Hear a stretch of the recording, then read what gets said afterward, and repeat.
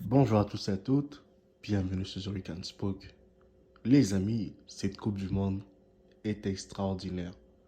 Franchement, il n'y a que des belles rencontres en fait. Et comme Gianni Infantino l'avait dit, cette Coupe du Monde du Qatar serait la plus belle Coupe du Monde de tous les temps. Et force est de constater qu'il avait raison. Moi, je ne peux pas lui donner tort pour ça. Parce que jusqu'à date, tout ce qu'on observe aujourd'hui, tout ce qu'on voit est excellent. Tout est cohérent. Tout a un sens. C'est pourquoi j'aimerais vous parler de la rencontre ayant opposé l'Angleterre à la France. Les gars, j'avais vu beaucoup de gens dire dans les paris sportifs, les boucs émissaires dire que l'Angleterre allait battre la France, que l'Angleterre avait une meilleure équipe que la France, que l'Angleterre était supérieure à la France. Les amis, détrompez-vous les gars, détrompez-vous. L'équipe d'Angleterre, c'est une équipe qui n'a pas de mental. Et non seulement ça, l'équipe d'Angleterre, depuis Bobby Charlton en 1966 ou 1962, quand ils ont gagné la Coupe du Monde, je crois que c'est en 66 pour être précis, cette équipe d'Angleterre n'a jamais été efficace en fait. C'est une équipe qui a le nom, c'est une équipe qui a eu une génération dorée, la génération Lampard, Gerrard, Wayne Rooney et j'en passe, les Joe, euh, Sol Campbell, ce genre de choses, les Ashley Cole. Voici une génération dorée d'Angleterre. Mais cette génération n'a rien foutu. Cette génération n'a jamais battu la France. Prenez juste un exemple avec David Beckham. L'Euro 2004, France-Angleterre. La France de Zidane contre l'Angleterre de Beckham. Mais Beckham avait loupé un penalty aussi. Beckham s'était manqué. Beckham avait échoué contre Fabien Barthez à l'époque en 2004. Mais tout ça, les gens ont comme l'impression que cette équipe d'Angleterre est supérieure, elle est meilleure. Non, les amis. Si elle était meilleure, elle devrait battre l'Italie, l'Euro qui s'est produit l'année passée. Mais cette équipe d'Angleterre a des limites, elle a des carences. Elle est faible mentalement, psychologiquement, elle est nulle. Vous comprenez? Elle peut battre des équipes comme l'Iran, parce que l'Iran n'a pas une grande expérience du football. Elle peut battre l'Iran, mais elle ne peut pas battre d'autres équipes qui ont du calibre, qui ont du potentiel en fait. C'est ça que j'aimerais que vous reteniez. Donc c'est pour dire ceci que la France aujourd'hui pour moi n'a pas fait le meilleur match de son Euro, de sa Coupe du Monde, désolé. Mais néanmoins c'était un match sérieux parce que jouer contre l'Angleterre, qui est une équipe qui met de l'intensité, qui a des joueurs comme des flèches, comme Bukayo Saka, Phil Foden, ce sont des gars qui sont techniques, qui sont rapides, qui accélèrent. Un Harry Kane qui a retrouvé comme son meilleur niveau en ce moment. Cette équipe d'Angleterre ne pouvait que poser du problème à une équipe de France dont la charnière centrale vient juste à peine de se composer. C'est une charnière centrale qui n'a pas plus de 20 matchs en commun. C'est une nouvelle charnière centrale. Les latéraux, pareil. C'est une défense totalement remaniée. C'est pas la défense de l'équipe de France habituelle où on a Varane, on a Kipembe, on a Lucas Hernandez et on a Benjamin Pavard sur le côté. Cette défense était habituée à jouer ensemble, mais maintenant ce n'est plus le cas. Donc c'est une nouvelle expérimentation Didier Deschamps, malgré le milieu de terrain dont l'absence de Paul Pogba, N'Golo Kanté et Blaise Matuidi, parce que Matuidi aussi, quand il était là en équipe de France, ça portait mieux. Mais là, c'est une nouvelle génération milieu de terrain, Chouameni, Rabiot, voilà quoi. Une nouvelle expérimentation de Deschamps. Et l'attaque n'a pas changé parce qu'il y a toujours le même trio là, Griezmann, Mbappé, Giroud. Et vous avez vu ce que Giroud a fait cette Coupe du Monde. La Coupe du Monde passée, il avait marqué 0 but. Les gens s'en moquaient de lui. On l'a traité de tocard. On l'a traité de nul.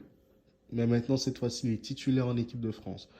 Et pour moi, Giroud, c'est un gars, qu'on le veuille, qu'on le veuille pas, il faut respecter Olivier Giroud, il faut respecter sa carrière, il faut respecter son parcours. Il a le mérite d'être en équipe de France.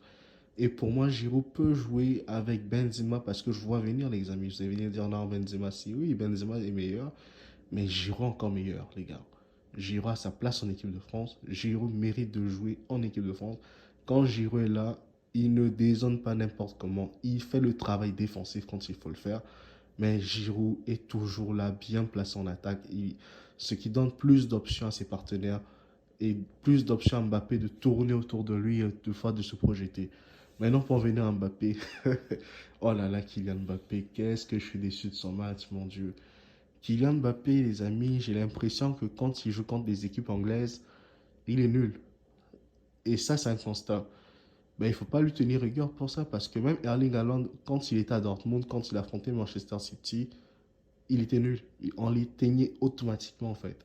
Et Mbappé a été éteint dans ce match par la défense anglaise. Kyle Walker, non, ce gars est très fort, franchement.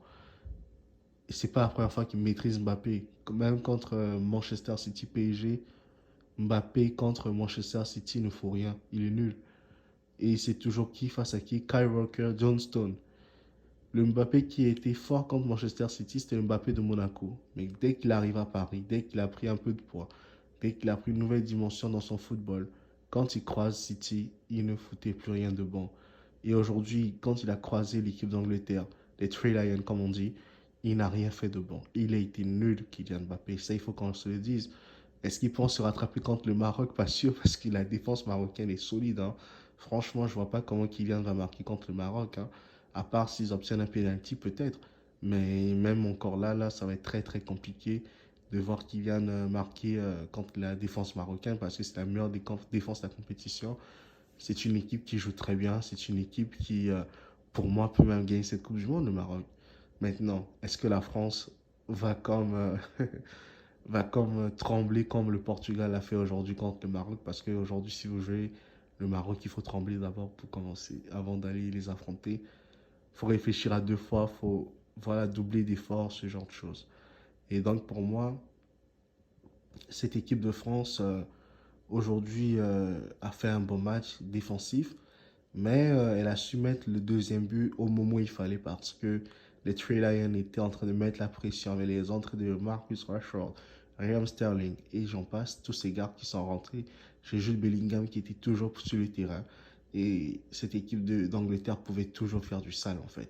Mais ce qui est bien, c'est que euh, la France a su gérer son avance, même si elle a commis encore une deuxième faute, une faute de manque d'expérience on va dire quoi, de Théo Hernandez, parce que le penalty que Harry Kane obtient, mais ça Théo Hernandez doit mieux faire là, avec l'expérience. Il avait l'expérience du haut niveau, des grandes compétitions, il ne ferait pas cette faute en fait, mais malheureusement il joue au Milan AC. Il n'est pas habitué au niveau, le Milan sans Champions League est nul.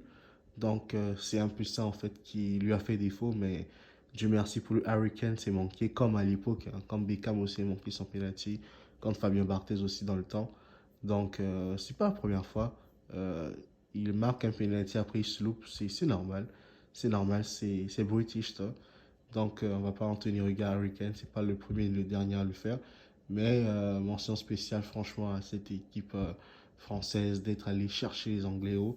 Parce que toute la semaine, les Anglais ont fait preuve d'arrogance, ont fait preuve de, de manque d'humilité envers la France, en les traitant comme s'ils allaient les écraser, que c'était le match du siècle pour eux, qu'ils allaient les malmener. Mais bon, ça a été le cas sur le terrain, mais le résultat ne change pas. Comme on dit toujours, dominer n'est pas gagner, les amis. Donc, les gars, moi, je suis vraiment content pour la victoire française. Et bon match Maroc-France, ça nous promet franchement un grand spectacle, les amis. J'ai vraiment hâte de voir ce spectacle qui opposera la France au Maroc. Et moi, je vous dis à très bientôt. Si vous avez mis cette vidéo, les gars, abonnez-vous massivement, les gars. Franchement, vous êtes très nombreux à suivre mes vidéos, mais vous abonnez pas massivement, les gars. C'est pas normal. Abonnez-vous massivement et partagez autour de vous. Quant à moi, je vous dis à très bientôt pour une nouvelle vidéo. Ciao, guys.